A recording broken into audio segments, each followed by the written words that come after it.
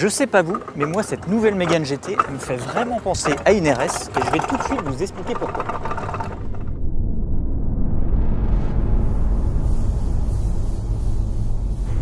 Si l'ancienne Mégane GT n'avait qu'un minuscule logo by Renault Sport à l'arrière, la nouvelle l'écrit en toutes lettres partout. Haillons, aile avant, seuil de porte, carte de démarrage, les boucliers plus agressifs, la double sortie d'échappement, les roues de 18 pouces et les superbes sièges baquets en alcantara perforés sont aussi là pour nous rappeler que la Mégane GT sort directement des ateliers de mise au point Renault Sport et au volant, cela ne fait aucun doute.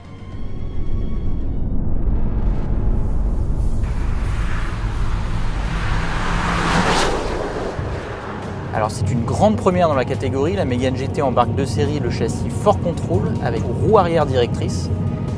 La tenue de route devient exceptionnelle, notamment dans les épingles, où la voiture semble pivoter autour de son axe plutôt que d'être attirée vers l'extérieur. Alors au volant, c'est un peu comme si une main géante poussait un peu le train arrière pour vous aider à tourner, c'est vraiment magique.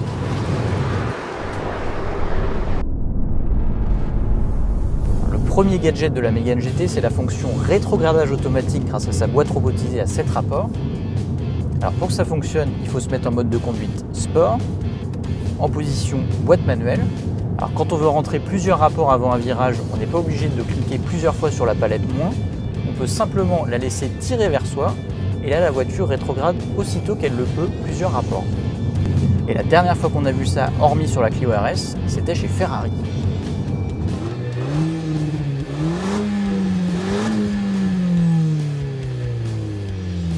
Et le gadget le plus sport de la Mégane GT, c'est bien sûr son launch control qui vous aide à faire des démarrages canons.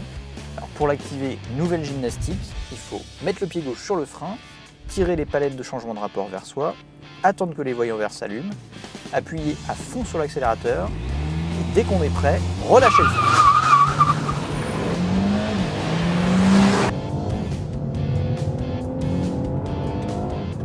C'est un gadget aussi amusant qu'inutile qui permet surtout à la Mégane GT d'annoncer un 0 à 100 en 7 secondes 1. Alors c'est une valeur correcte mais tout de même pas au niveau d'une Mégane RS en 6 secondes.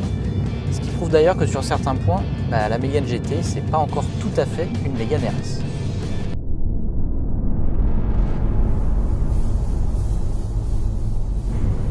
Alors, le moteur de la Mégane GT il est emprunté à la petite sœur Clio RS, c'est un 1,6 litre turbo de 205 chevaux.